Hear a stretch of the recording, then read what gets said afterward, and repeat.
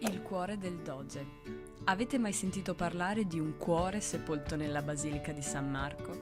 Si tratta forse di uno dei tesori meno famosi ma comunque significativi custoditi al suo interno.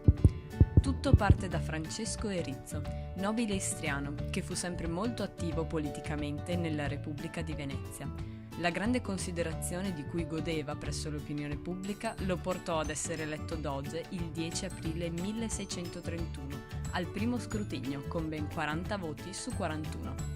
Restò in carica fino alla sua morte, che venne nel gennaio 1646, poche settimane dopo aver appreso la notizia dell'inizio della guerra di Candia, scontro che, come il doge Erizzo aveva presagito, sarebbe costato caro alla Repubblica e al resto d'Europa. Per sua volontà, il suo cuore, con cui tanto aveva amato la propria terra, fu sepolto sotto la basilica, vicino alla Pala d'Oro, come ci ricorda una speciale piastrella del pavimento a mosaico. Se ti è piaciuto il video, metti like e condividilo con i tuoi amici.